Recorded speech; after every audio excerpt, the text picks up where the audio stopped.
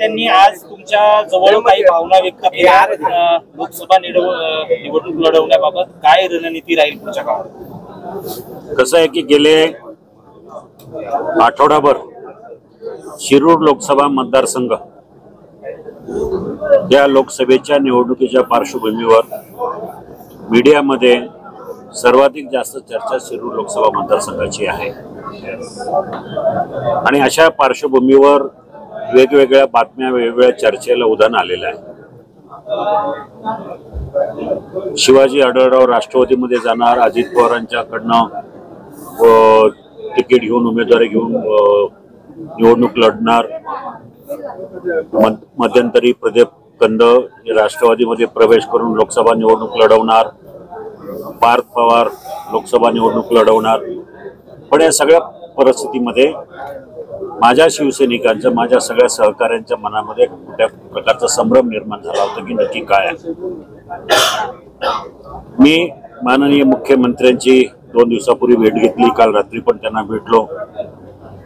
त्यांनी सांगितलं की जागा वाटप अजून झालेलं नाही, अधिकृतपणे कोणी जर काही बोलण्याचा कोणालाही अधिकार नाही, पण जागा वाटप 4-5 दिवसांनी होईल, त्याप्रमाणे आपण निर्णय घेऊ।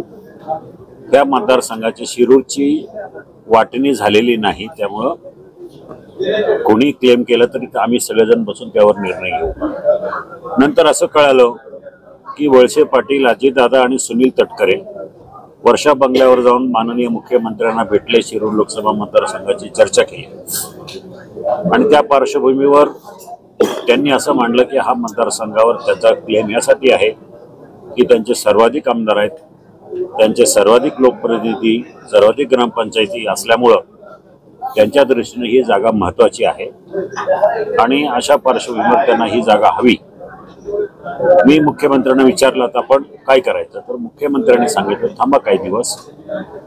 परंतु दरम्यानच्या काळात सगळ्या कार्यकर्त्यांची विचारपूस झाली, मोठ्या प्रमाणात संभ्रम निर्माण झाला की काय होईल।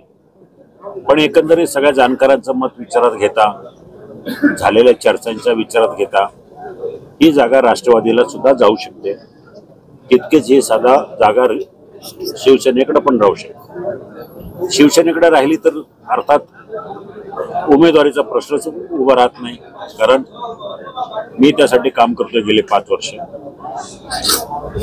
ती जर जागा राष्ट्रवादीमध्ये गेली तो त्यांचा निर्णय असेल की उमेदवारी कोणाला द्यायची। काही परिस्थितीनुसार जर राष्ट्रवादीकडनं विचारणा करण्यात आली किंवा युतीच्या नेत्यांनी विचारणा करण्यात आली तर काय करावं, तर ह्याविषयी आम्ही माझ्या कार्यकर्त्याची मतं जाणून घेण्याचा प्रयत्न केला।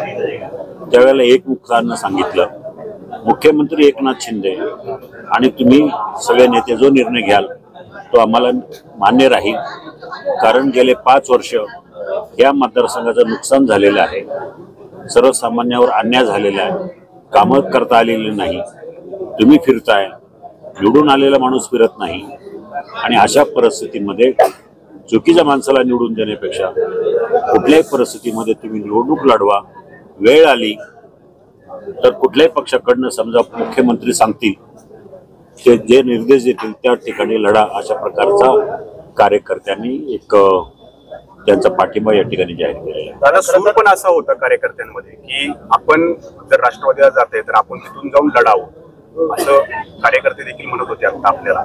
तर सांगतो ना तुम्हाला, म्हणजे जिथं पर्याय मिळेल, ज्यांना ही जागा ज्याच्या वाटपाला जाईल तिथून लढायला काही हरकत नाही, मुख्यमंत्र्यांनी सांगितलं त्यांच्या परवानगी। दादा, खरं तर अदला बदली मतदारसंघांच्या केल्या जात आहेत, त्यामध्ये शिरूरचं नाव प्रामुख्याने येते, तर ही जागा राष्ट्रवादीला जाईल असे संकेत। ते सांगताना त्या परिस्थितीनुसार काय करायचं हा मी कार्यकर्त्यांना प्रश्न विचारला, त्यावेळेला कार्यकर्त्यांनी सांगितलं आपल्याला हरकत नाही, जी परिस्थिती असेल त्या परिस्थितीमधून आपल्याला निवडणूक लढवायची। खरं तर राष्ट्रवादी सोबत जर तुम्ही गेलात तर पुढच्या काळात मोठी आव्हान असणार आहे, कारण तुमच्यावर टीकाही केलेली आहे, तर हे सगळं सूत कसं जुळून आणणार? नाही, जुळवण्याचा विषयच नाही। हा जो त्यांचा पक्षाचा माझं त्यांचं जमत नाही हा एक वैयक्तिक पातळीवरचा प्रश्न आहे आणि वैयक्तिक हे वेदावे हे चालत राहतात राजकारणामध्ये.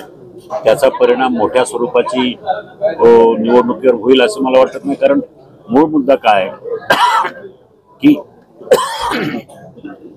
या मतदारसंघातून मोदींच्या विचाराचा खासदार निवडून जाणं गरजेचं आहे. एकमेकाचे हेवेदावे एकमेकाचे वैयक्तिक वाद हे तेवढे महत्वाचे राहत नाही अशा परिस्थितीमध्ये. आणि मी कायम दिलीप मोहितेंच्या संपर्कात असतो. मी प्रत्येक वेळेला त्यांना सांगितलं की माझं तुमचं काही नाही आहे. मी कुठल्याही प्रकारे त्यांना हानी पोचवली नाही आहे. मी कुठल्याही प्रकारे त्यांच्याशी राजकारण केलेलं नाही आहे आणि वेळोवेळी मी त्यांना स्पष्ट करून केलेलं आहे. तसं काही प्रश्न येत नाही. त्यातून काही त्यांचे गैरसमज असतील तर बसून हे मिटवता येईल. आंदोलकांनी असं म्हटलंय की केलेल्या कामाची जी पोचपावती की महायुतीला इथं उमेदवार मिळत नाही. आता कोल्हेने काय बोलावं हे त्यांनीच ठरवावं. काही बोलतात कुठल्याही याला काही अर्थ नाही ना. आमच्या त्यांच्या कामाची पोचपावतीने उमेदवार मिळत नाही म्हणजे आता मी 5 वर्ष फिरतोय की मग तो तसं काही त्यांनी बोलल्यानंतर त्याला काही अर्थच नाही. ते बेसलेस प्रश्न आहे. जर तुम्हाला राष्ट्रवादीची उमेदवारी फायनल झाली आणि वेळ आली तर दिलीप मोहितेंकडे तुम्ही जाणार का? तुम्ही त्यांच्याकडे? हो साहजिक आहे ना. आपण ज्या वेळेला तुम्हाला निवडणुकीच्या रिंगणात उतरावं लागतं तर सगळ्यांशी चर्चा करावी लागते. दादा तुम्ही म्हटले की मुख्यमंत्र्यांचा ग्रीन सिग्नल दिलाय तुम्हाला म्हणजे नाही मुख्यमंत्र्यांनी सिग्नल दिला तरच असं सिग्नल दिला अजून जागेचं वाटप झालेलं नाही. त्यांच्याबरोबर तर सकारात्मक चर्चा झाली मुख्यमंत्र्यांबरोबर. आता कुठलाही पक्ष असून अशी चर्चा मुख्यमंत्र्यांबरोबर झालेली नाही. मुख्यमंत्र्यांनी असं सांगितलं की जागेचं वाटप झालेलं नाही. पण मी तुम्हाला काय म्हटलं की या ज्या मीडियामध्ये चर्चा आहे अशा चर्चा जर झाल्या तर मुख्यमंत्री सांगतील तो निर्णय आम्हाला मान्य नाही. काल तुम्ही बोलल्याप्रमाणे 24 तासात निर्णय होईल असं तुम्हीच काल बोलले होते. तसं कोणता मुख्यमंत्र्यांकडनं तुम्हाला तसा कोणता फोन आलाय का किंवा बाकीच्या कोणत्या नेत्यांकडनं शिवसेनेतल्या फोन आलाय राष्ट्रवादीतल्या नेत्यांकडनं कोणता फोन आलाय? कारण महायुतीमध्ये असं स्पष्टपणे सांगितलं जात आहे की शिरूरची जागा ही उमेदवार घेऊन राष्ट्रवादीला दिली जाईल.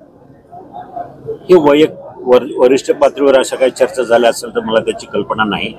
पण 24 तासाचा विषय मी त्यासाठी मला मुख्यमंत्र्यांनी काल निमंत्रित केलं होतं. मी रात्री 12 वाजता मुख्यमंत्र्यांना वर्षावर भेटलो. त्यावेळेला त्यांनी इतर सगळ्या चर्चा केल्या. मतदारसंघाची परिस्थिती कशी आहे ते विचारलं आणि त्यांनी स्पष्ट सांगितलं की जागा वाटप झालेली नाही. अजूनही या जागेवरचा आपण क्लेम सोडलेला नाही आणि कदाचित तसं जर काय असेल सोडावं लागलं तर आपण नंतर तशी आपल्याशी चर्चा करू. आणि आजच्या बैठकीत सगळ्यांचं असं ठरलेलं आहे एकमताने की समजा राष्ट्रवादीला जागा गेली तर आढळराव पाटील हे राष्ट्रवादी काँग्रेसच्या तिकिटावरून लढतील. अर्थात राष्ट्रवादीला मी उमेदवार मान्य असेल तर आणि अर्थात मुख्यमंत्र्यांनी मला ग्रीन सिग्नल दिला तर. आता मुख्यमंत्र्यांनी जर तुम्हाला ग्रीन सिग्नल नाही दिला आणि ही जागा जर राष्ट्रवादीला गेली तर तुम्ही अपक्ष म्हणून ही निवडणूक लढवणार नाही. अपक्ष ही लोकसभेची निवडणूक लढता येत नाही. दिलेल्या उमेदवाराचा प्रचार तुम्ही करणार पुढे महायुतीचा जो उमेदवार असेल दुसरा त्याचा प्रचार केला जाईल. हे बघू ना नंतर एकच शेवटचा जसं मुख्यमंत्र्यांशी बोलले. आता राष्ट्रवादीचे या मतदार सर्वस्व 2च नेते ते अजितदादा पवार वळसे पाटील त्यांच्याबरोबर काही प्राथमिक चर्चा झाली का? विकास कामावर चर्चा होत असताना थोडीफार मतदारसंघ आणि लोकसभेच्या निवडणुकीवर पण चर्चा झालेली आहे. ठीक आहे म्हणजे चालूच राहतो चर्चा झाली म्हणजे. दादा विशेष या निवडणुकीमध्ये मराठा आरक्षणाचा मुद्दा खरं तर येणार आहे पुढे. आता 50% अधिकची जी मागणी होती सरकारकडनं बोललं जात होतं त्याला आता जरांगेंनी कुठेतरी पाठिंबा दिल्याचं बोललं जात आहे. जरांगे सहमती दर्शवतात आहे तर कसं पाहता येईल? ह्या सरकारनं मराठा आरक्षणासाठी खूप मोठी मेहनत घेतलेली आहे. राज्याचे मुख्यमंत्री एकनाथ शिंदे यांनी सगळं काय बाजूला सोडून मराठा आरक्षण कसं टिकेल कसं देता येईल सगळ्या वर्गांना न दुखवता कुणाला न दुखवता मराठा आरक्षण कसं दिलं जाईल आणि मराठ्यांना कशी संधी मिळेल अशा प्रकारचा प्रयत्न केलेला आहे. त्यांनी सभागृहाच्या बाहेर जरांगेनं जाऊन भेटणं स्वतः 2-2 वेळा प्रोटोकॉल न पाळता सगळं त्यांनी केलेलं आहे आणि त्याचं जे फळ आहे सरकारचं वैयक्तिक फळ आहे, म्हणजे सगळं सामुदायिक फळ आहे. बस शिरूर लोकसभा मतदारसंघ शिवसेनेलाच मिळावा या संदर्भामध्ये काही शिष्टमंडळ मुख्यमंत्र्यांना भेटणार आहे. जरूर भेटणार आहे. मगाशी शरददादा सोनवणे यांनी सूचना केल्याप्रमाणे आम्ही सगळे एकदा पुन्हा प्रयत्न करून ही जागा शिवसेनेलाच मिळावी असा प्रयत्न.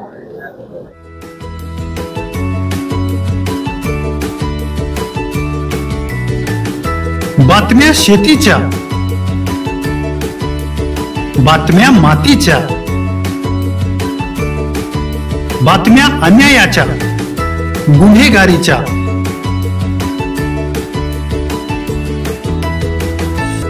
राजकारणाच्या आणि समाजकारणाच्या, शोषणाविरुद्ध बुलंद आवाज, जनसामान्यांच्या हुंकाराची गाज, सत्कार्याला प्रोत्साहन,